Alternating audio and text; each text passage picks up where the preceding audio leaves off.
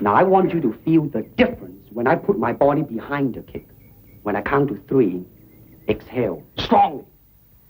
I'll be kicking you.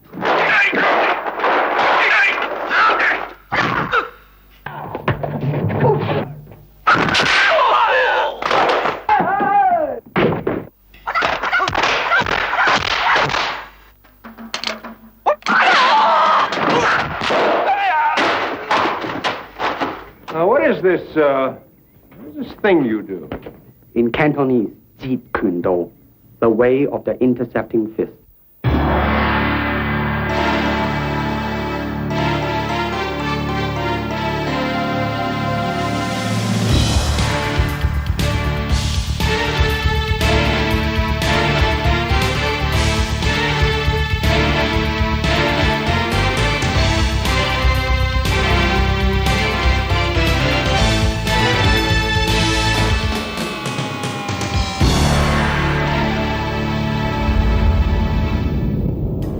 Bruce Lee was born in San Francisco on the 27th of November 1940, the year of the dragon.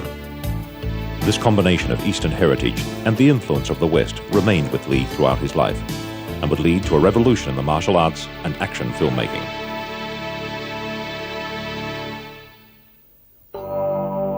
Kung Fu originated from the Shaolin Temple in about 600 AD. From that time, it developed into a wide variety of martial arts systems, governed by clans, families, and rules of tradition. Hong Kong in the 1950s was a melting pot for these Kung Fu systems, as many mainland Chinese found their way to the island colony to escape war, famines, floods, and the communist push. It was in this environment that a young Bruce Lee first developed his love of the martial arts, and also where he first experienced racial prejudice, when he found many Kung Fu teachers would not pass their knowledge on to him, as he was not a full-blood Chinese. What Bruce did, as it related to me, that he could never learn from the top man, because in those days, Kung Fu practitioners were quite prejudiced, and they didn't usually share the knowledge with other people from other styles. So what Bruce did, he knew that, so what he did would go to the second or the third or fourth man in the system and say, well, look at how would you like to learn Wing Chun? And I'll trade you my Wing Chun knowledge for your praying mantis. Let's say it's northern praying mantis. And that's what he did, because he knew that the head instructor wouldn't teach him. Studying these different martial arts exposed Lee to the idea that all martial arts had something to offer, that no one system had all the answers. He moved a step further from tradition when he studied Western boxing at La Salle College and picked up European fencing from his elder brother Peter, a Commonwealth fencing champion. With this amalgam of martial arts knowledge, Bruce traveled to the United States in 1958.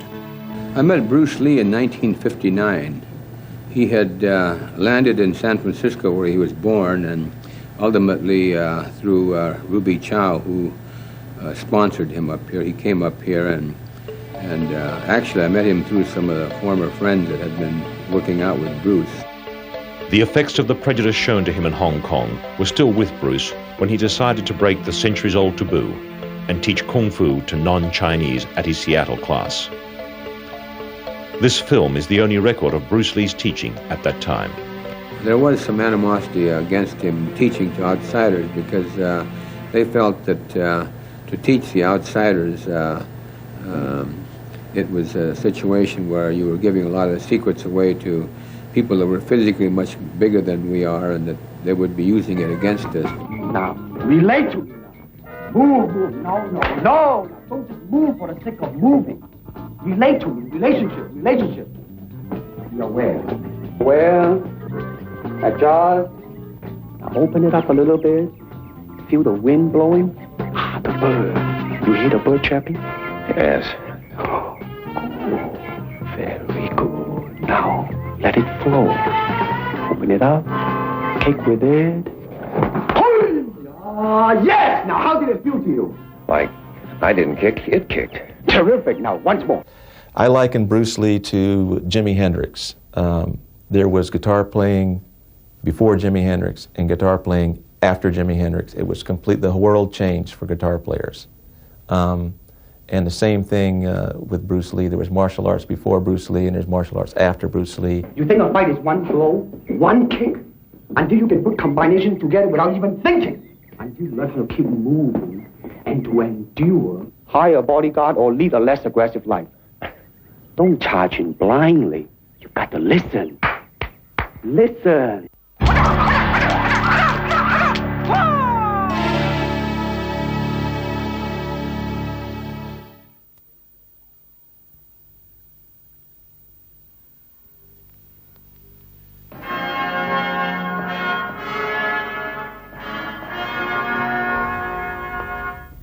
The film success that awaited Bruce Lee was still a long way off in 1964, when he started to write for the world's #1 martial arts magazine, Black Belt. The owner of the company had seen him at a tournament and just saw his talent right off, and they struck up a relationship, and he liked Bruce's ideas and where Bruce was headed with martial arts, and throwing out the stuff that didn't work in self-defense and street self-defense and so forth. And Bruce seemed to really have zeroed in on this to bring something new to the martial arts. One day, early in the spring, Bruce came to me and said that he'd had a call from 20th Century Fox that they wanted him to come down and interview for possibly the position of Kato. So he said, "What do you think?" And I said, "Well, God, Bruce," I said, "you got to go down." And so he went down there, and of course, the rest is history. The Green Hornet lasted for only one season, but other parts followed, and Lee was convinced that his martial arts could lead to bigger things. At one time, he was given the offer to open up a chain of Kato schools around the United States, and he said no, that he didn't feel that's where it was at. And he says, "I can expose my ideas, my philosophies through film," because he felt that film was the best medium in which to educate the public. Using his home video camera, Lee recorded the staging of fight scenes to help him further develop his film craft. This rare footage shows Lee practicing with his friend and student, James Coburn.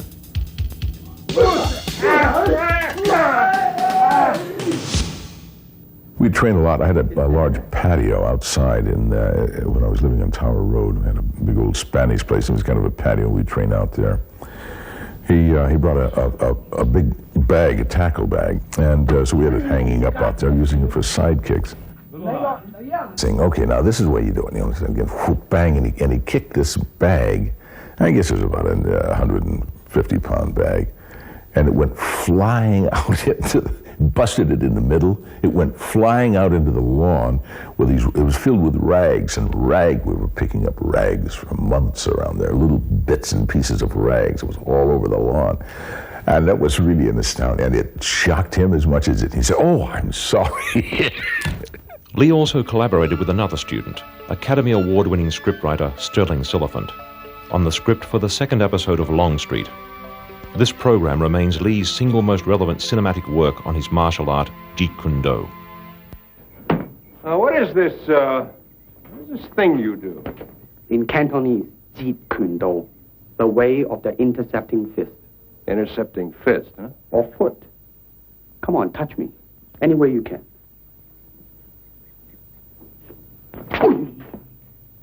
You see? To reach me, you must move to me. Your attack offers me an opportunity to intercept you. In this case, I'm using my longest weapon, my sidekick, against the nearest target, your kneecap. This can be compared to your left jab in boxing, except it's much more damaging. I see. Well, speaking of a left jab... Oh, this time I intercept your emotional tenseness. You see, from your thought to your fist, how much time was lost. Not much. In terms of film, the distance from taking a swing and selling it to the camera, you could be, pretty far away, but sometimes it gets very close.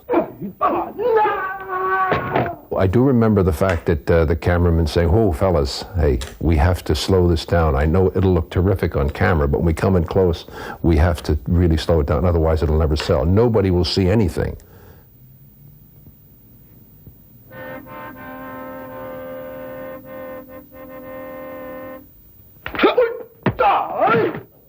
Sterling was very much interested in the martial arts at that time and was taking lessons from Bruce, and suggested that we use him as a recurring character, and wrote the pilot script of the series, which followed the concept of the movie quite closely, to introduce and set up the situation and the relationship between the Franciscus character and Bruce. Where am I?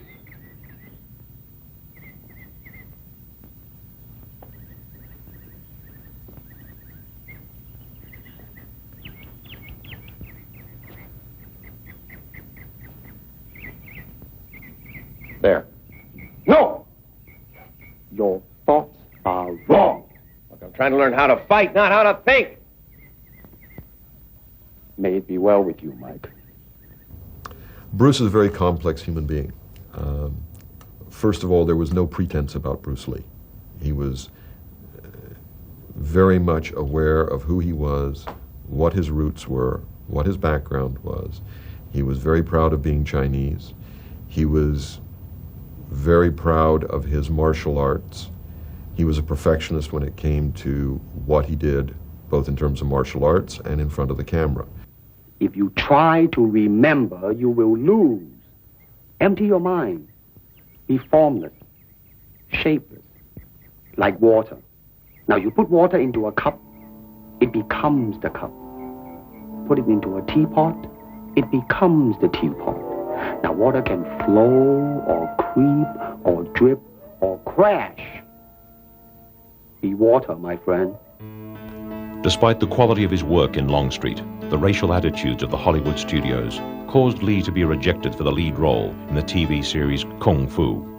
After Bruce died, I came back to the States, interviewed Sterling Siliphant, who had also created Streets of San Francisco, and he confirmed the story about the fact that the network really wouldn't let him build up Bruce's part any larger than it was. Disappointed, he returned to Asia for a date with destiny in a small village in Thailand to film The Big Boss.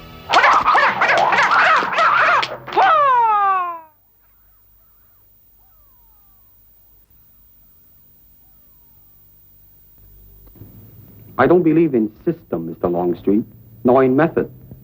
And without system, without method, what's to teach? But you had to learn. You weren't born knowing how to take apart three men in a matter of seconds. True, but I found the cause of my ignorance. Well, help me find mine. With Longstreet, Lee had portrayed a martial arts teacher possessed of great inner calm. This characterization was in stark contrast to the roles that followed when Bruce Lee returned to Hong Kong in 1971. I liked his attitude because he would go somewhere, and if he hit a brick wall, he'd just change direction and go around it. Because he excited Raymond Chow. He was on a talk show, I think, when he first came to Hong Kong.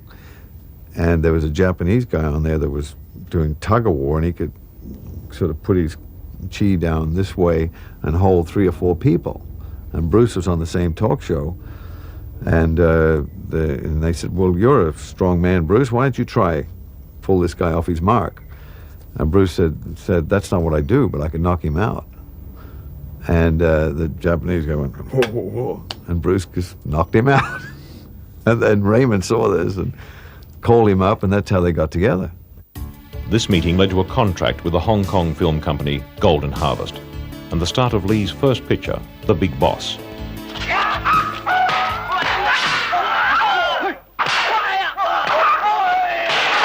The Big Boss was Bruce Lee as never seen before. His unquestioned mastery of the martial arts exploded onto the screen, with an animal savagery far removed from anything previously seen on film.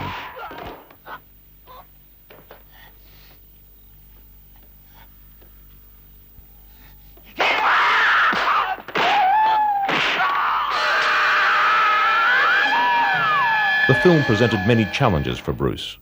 He choreographed all his own work and set up the fight scenes. His contribution to the film was in a much greater capacity than that of an actor. Tony Lau Wing played a major role in The Big Boss. He recalls Bruce Lee being challenged by one of the local Thai fighters. 佢講服咗㗎，武術導演。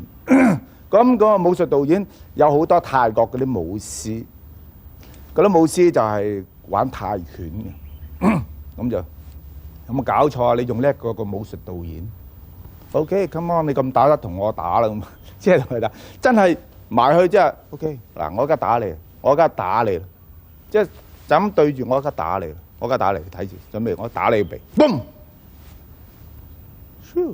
即係你知道佢嗱，你而家打我，你而家砰到啦，好快嘅，即係佢手腳係好快去做，即係我哋好信佢一樣嘢，佢係可以係。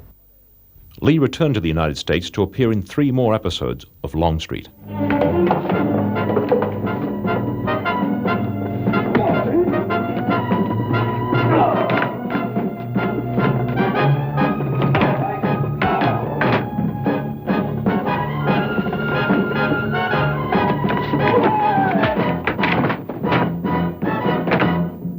Despite the now serious offers from major Hollywood studios, Lee realized his immediate future would be in Hong Kong. When he came to Hong Kong and helped to redesign and reinvent how martial arts were used in the Chinese cinema, it was with an eye to using the Hong Kong cinema as a stepping stone back to Hollywood and using Hollywood as a stepping stone to becoming an international star. Lee's next film, Fist of Fury, broke all Asian box office records.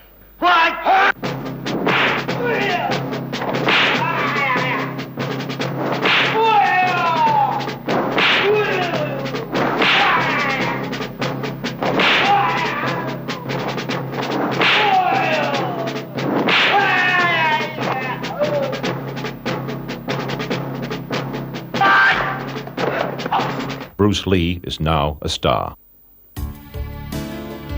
He quickly moved on to his next production. Way of the Dragon was the first Hong Kong film to be shot in Europe. It was Lee's film in every respect, as he wrote, produced, directed, and starred. Well, I first met Raymond Chow. I knew him, and he asked me if I wanted to be in a movie with Bruce Lee, and I had never heard of him. But I told him, well, why not? I haven't done that before. So he said, all right, we'll have a car pick you up at 8 o'clock the next morning. And when we got to the studios, we'd shot the first shot within about 10 minutes. So it was fast and furious. The most impressive thing I think I saw was when two things. One, he fell down on his one finger and started doing push-ups from a standing start. And he did love to show off. I mean, he was good and he knew it. And the other thing was when he kicked out the light from a standing start. Kicked out a light bulb about 7 feet up in the air.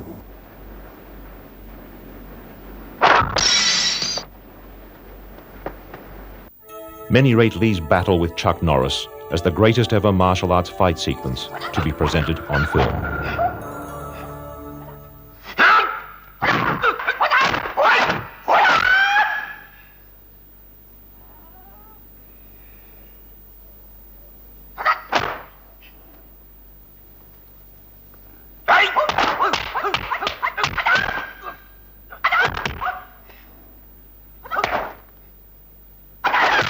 Way of the Dragon was the most successful film in Hong Kong cinema history.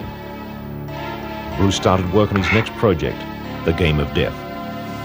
But filming was interrupted when he was offered the lead role in the first Hong Kong Hollywood co-production, Enter the Dragon. Enter the Dragon was filmed on location at Tai Tam Bay. It introduced Bruce Lee to the world as the first Chinese superstar and established a new international film genre, the martial arts movie.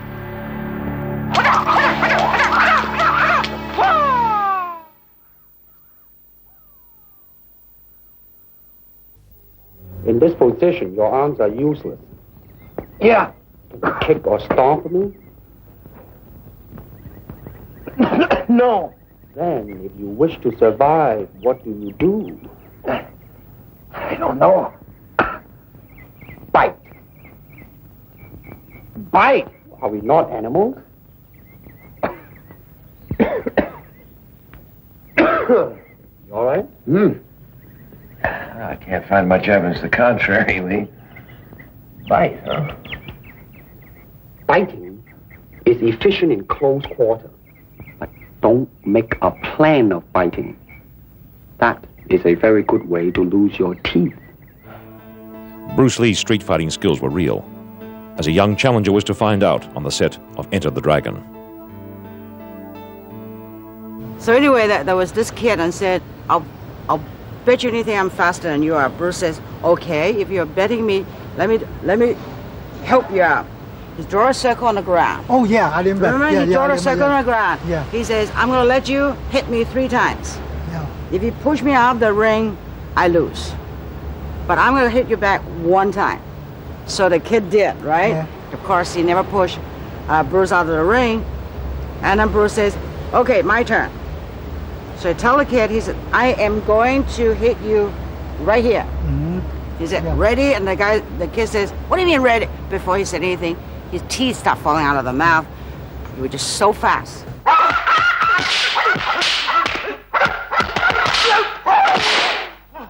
On the set, there were language problems. There were, you know, half a dozen people who spoke English and the rest spoke Cantonese. So everything took longer because it went through periods of translation, often coming back mistaken. Things were built that weren't built the way they were to what they were supposed to be. That procedure went on. It was slow. I was fed up with the whole business of doing martial arts fights after the last big scene, which took a week or 8 days to film. I thought, enough of this. I don't want to ever do this martial arts fight stuff again in my life. This rare behind-the-scenes footage is the only known record of the filming of Enter the Dragon. The picture, it had a very interesting life. It was the first co-production ever done between a Hong Kong film company and an American studio. There have been a number of pictures that had filmed on location in Hong Kong, going all the way back to the 50s, you know. But nobody had ever actually tried to do a co-production. And nobody was quite sure what a co-production meant in Hong Kong terms. We had a Chinese film industry where most people spoke Cantonese or Mandarin, and they made films that were very stylized. So we were all feeling our way as we set up the mechanism for that co-production. It actually turned out quite well, although it was a little bit flying by the seat of our pants as we went. We were making the rules up. We started on the project in October. Preparing, we started shooting in January, and we finished shooting in March. The picture was completed in post-production by the end of June and was released at the end of August. So that was 10 months door to door. One of the things that Bruce wanted in the clips was as much realism as he possibly could, as we could muster. So when Jim said, you know, when we were ready to go, he said, I'll just give it a bit of a tap. And I said, no, give me your best shot. So he did, and I went down in a heap. And I thought that was the end of it. But then the cameraman said, well, now we'll take another take from the opposite corner and so forth. And there were 6 takes in total. Each time I got 6 of his best shots, so I was a little sore that night. Bruce Lee's drive for perfection did not just extend to the fight sequences. He saw this film as the ideal vehicle for presenting an accurate view on his martial arts philosophy. Bruce Lee was actually responding to a frustration that he felt and had shared with us, that writers in Hollywood were writing a lot of, if you will, techno-babble about the martial arts that had very little to do with the real world of martial arts or the spirituality of martial arts or what the philosophy that goes hand in hand with learning martial arts. I mean, if you spend time with any serious martial artist, you begin to realize as much time is spent on meditation and concentration and thinking about your body and your place in the universe as is spent on punching bags or breaking bricks. And Bruce felt that as part of what we could accomplish with Enter the Dragon, part of it was to showcase his martial arts skills, but part of it was also to try and educate the public as to what martial arts was really all about. And so he asked that in those scenes where martial arts was being discussed, that we at least try and put it in a proper context. So when he did Enter the Dragon, he has many a time called in for the discussion of the script. So in a certain way, he contributed as much as anybody that was supposed to be involved, because he wants I think it's the first time he showed the equality of East and West, that you can work together as one team, regardless of color of skin. On the 10th of May, 1973, while working in post-production on Enter the Dragon, the first signs appeared of the problems to come for Bruce Lee. He passed out. He passed out for a half hour, and it scared him to death, didn't know what the hell it was. And so he came over and had a full examination, and, you know, like the doctors gave him a clean bill of health. And so he was happy. They said it was just fatigue. I guess the doctors couldn't see what was happening. Rumors and speculation about his death were driven by a ruthless print media, which was happy to feed off the public ignorance of what the official autopsy revealed. In fact, Bruce Lee's death was simply caused by an abnormal hypersensitivity to a prescription painkiller. God, it stunned me. I had no idea. Sterling called me up and, he said, Bruce is dead. And I thought, you're kidding. You're kidding. No, he died. Something on top of that. And then I thought back that he had this thing that he'd passed out before. When Bruce died, it was like Hong Kong stopped. Everybody talked about it. Everybody. I mean, you couldn't go anywhere without, if you mentioned his name, the head went down. And that was so sad that a lot of people, I think, I was only there a few days after he died. I went to his funeral service and left. And a lot of people didn't want to believe it. They thought it was some kind of publicity stunt, because how can a man of this physical stature just die? You know, he was like 32 years old in his prime and one of the fittest human beings I'd ever come across. And it was almost disbelief, I would say would be a good word to use for his death. People couldn't believe that he wasn't there anymore.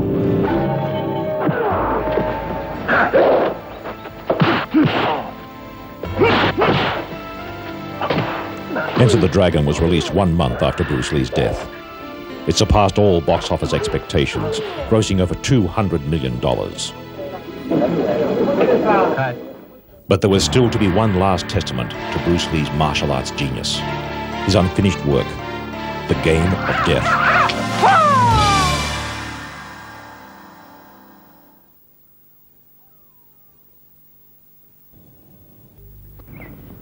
All right, now listen to me. Listen to my movement, okay?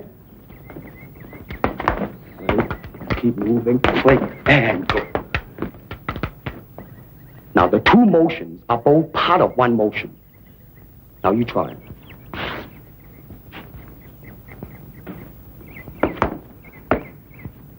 Faster. A little bit smoother. Well, your head and body are still not one. Well, when will they get together? Once more! By 1972, the circumstances of Bruce Lee, the Los Angeles martial arts teacher, had changed dramatically. As Dan Inosanto found out when he traveled to Hong Kong to appear with Lee in The Game of Death. When I came to visit him, this is for the filming of The Game of Death, he said that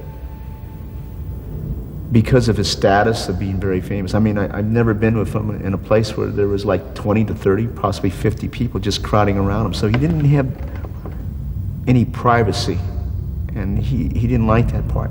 But he enjoyed having what I call fame. So I think with his newfound status as a movie star, he had definitely some dislikes about it because it invaded his privacy. When Bruce achieved success in Hong Kong, very quickly they stopped making swordplay movies and started making nothing but martial arts movies. And the truth was, he had a lot of imitators. Everybody was trying to do the Bruce Lee style which, if you get off into the esoteric side of Jeet Kune Do, Wu Wei Yo Wei, the style that has no style, was Bruce's philosophy, which was to take a little bit from every style of martial arts and every style of fighting. And so he tried to employ that and apply that in each film to make each fight unique and different. He did write quite a bit of stuff on martial arts, and he developed his own style, and which was very minimalist. It really was. It was a most undemonstrative style of martial arts. And then when you read all this, and then you see Bruce on the screen, and then instead of this very sort of soft, introspective personality, it goes whack.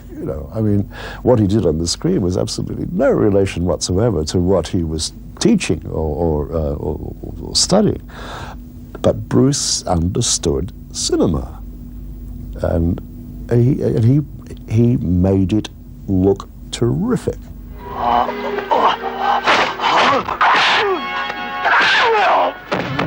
When we were preparing The Game of Death, we started, this was a Hong Kong film, so we didn't have the entire script. We had a concept, and we were going to shoot a series of fight sequences that would bring together some of the greatest martial artists of the world, and Bruce would fight them one by one by one. The essence being that by the time he got to the top of this mythical tower, he would have shown that the best style was to have a style that was flexible, and that he would defeat each of these martial artists by understanding and using their inflexibility to defeat them. And it sounded great, except that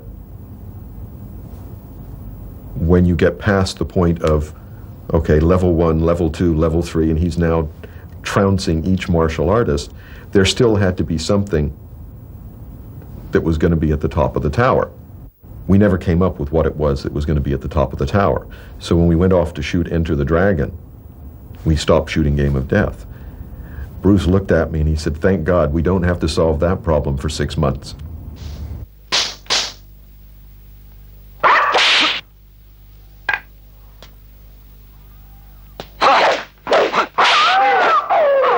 I was supposed to play a Filipino from the southern Philippines the way he wanted it.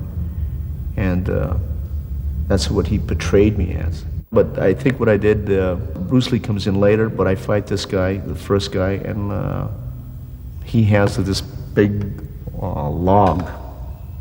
And he fights me. It's like a log. It's more of a log than a pole, and I fight with him. Then the next one comes in, and I fight him. He has a little, it was a big stick, but then it got smaller. And I fight him with the stick, and I beat him. And then Bruce Lee comes in. He takes over, and then he beats him.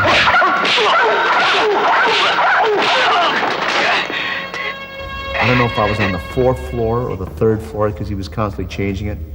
And then the last floor was the Style of the Unknown, which was played by Kareem. While the ending of the film was not yet finalized, Bruce had decided that it would involve Australian actor George Lazenby. The main thing was he wasn't going to kill me. He said, "I'm not going to kill you. You're going to be a good guy," because he killed practically everybody in these movies. They turned out to be bad.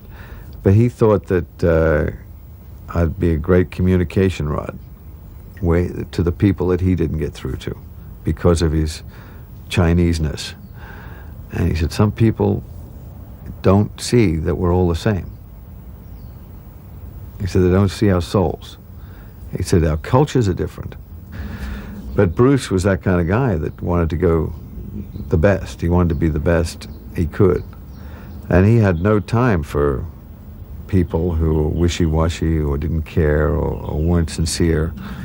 And it didn't matter where they were from. And I could tell that this guy didn't care that I was Wilo or Australian or Caucasian or whatever. He knew that I knew that this is the way to go. That's through spirit and not through nationality or religion or any of that stuff, which people generally bond through. I was going to be Bruce's man that came in and saved him at the end and got him out of this, it was some kind of a house, pyramid thing with a top floor, and I came in there and that was going to be my introduction. and I was like a mentor. And he was like super physical, but I was wiser. And then I was going to fade out again and then come into another movie with him later. And that's what we're talking about. Whatever Game of Death might have been, it remains the final work of the greatest martial artist the world has ever seen.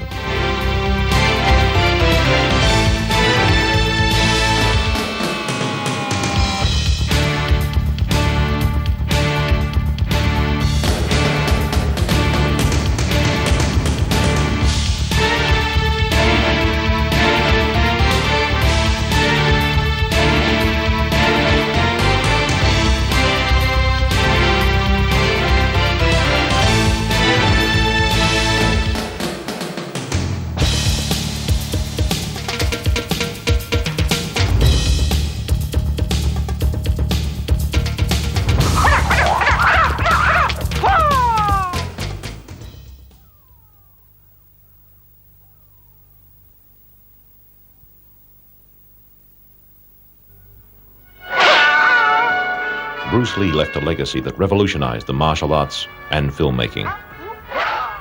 His memory is still held dear by those whose lives were touched by him. I was in a store, and I wanted to buy these weights, which is about 150 pounds, and I didn't have the money. And I looked at it, and he said, well, let's go. And he said, boy, I wish I could get this. I just mentioned it. He said, you know, I wanted to buy some weights for Brandon. And at that time, Brandon was like 5 years old, so I thought it was kind of strange that he would buy these weights. And as we walked out, and when we got to my house, he dropped me off. He says, I was just kidding. It's not really for Brandon. It's for you. And as long as you use it, I will be very, very happy. So use it. And he gave me the weight. So I was very touched by that. There was a whole world of film that America and Europe was ignorant of, which was martial arts films. And that by styling himself in the way that he did, he became, number one, the person to introduce the world to Chinese martial arts, and really in general to martial arts. One of the things that impressed me enormously were just simple things like sitting in a jackknife position on the floor with arms folded and feet up in the air. Anyone who tries that for longer than 10 seconds, that's a tough ask. He used to do it for anything up to half an hour or more, just watching TV. I said, gee, Bruce, what would you give to be 6'2" and 195 pounds? And he said, if I were 6'2" and 195 pounds, I'd rule the world. It was my birthday, and I was with my wife and Linda Lee, and I had gotten to, I believe it was Mayako restaurant, and it was in Orange County, I believe. And I had brought $100 with me, so I figured that would be enough for the night. But I guess it's really expensive. So there, and I got there, and I was short, and the bill was over 100, and he could tell it in my face that there was something wrong, because when I saw the bill, I didn't have enough. And he slipped me $50 under the table without my wife knowing it, or possibly without even Linda knowing it. And he said, I could tell when you looked at the bill that you didn't have enough. One time, sitting in his office, he told me his dream was one day was to be a bigger movie star than Steve McQueen, who at the time was the biggest movie star in the world. It's a little ironic that 20 years later, more people probably remember Bruce Lee than remember Steve McQueen. And it wasn't his stature. It was, I mean, he really did, and I hate to use the word, but he had a charisma. I mean, he really seemed to be a few inches off the ground. He never really quite touched the ground, you know. There was a whip-cracking vitality about the guy. And of course, you know, rather than shake your hand, you'll demonstrate his, you know, the ability to send his foot past your nose, clearing it by at least a couple of tenths of an inch at about 140 miles an hour, and by way of introduction. And then he said to Raymond, he said, give George $10,000. And Raymond said, what? Because Raymond's a businessman. And Bruce, he said, George has got no money. Otherwise he wouldn't be standing on the bus stop. Bruce was trying to show us a way in which we could make ourselves better people. And the way I look at it is that, unfortunately, we have to go through the physical aspect of entering into the spiritual essence of the martial arts, and which I feel is the most important, the the final plateau in one's life. And the reason I say that is because at that point, when the door opens to get you into that spiritual plateau, that's when you finally learn who you are so that you can honestly react to anybody else without having any fear. I know that when you speak to the younger film directors in Hong Kong today, they all grew up on the Bruce Lee films. Bruce Lee is to them still an idol. When you talk about what would you like to do, the answer is I would like to make a film that could have as great an impact on the next generation as Enter the Dragon had on my generation. And I've been told that by not one Chinese director, by at least 5 or 6. And actors, by the way. You ask Jackie Chan who the biggest star in Jackie Chan's mind is, and he will say without a doubt, Bruce Lee. Anyway, he completed his life, I think. I don't know what more he could have done. I mean, his influence is still felt, is still being felt. His technique is sure. It's down on film, and it's in his books. And it's in the memory of most of us. I mean, that's why we're here today, still trying to find out what it was that made him so great. It was certainly that essential self that Bruce was able to manifest. You know, he manifested. He was a true artist, a real artist. Like everyone else, you want to learn the way to win, but never to accept the way to lose. To accept defeat, to learn to die is to be liberated from it. So when tomorrow comes, you must free your ambitious mind and learn the art of dying.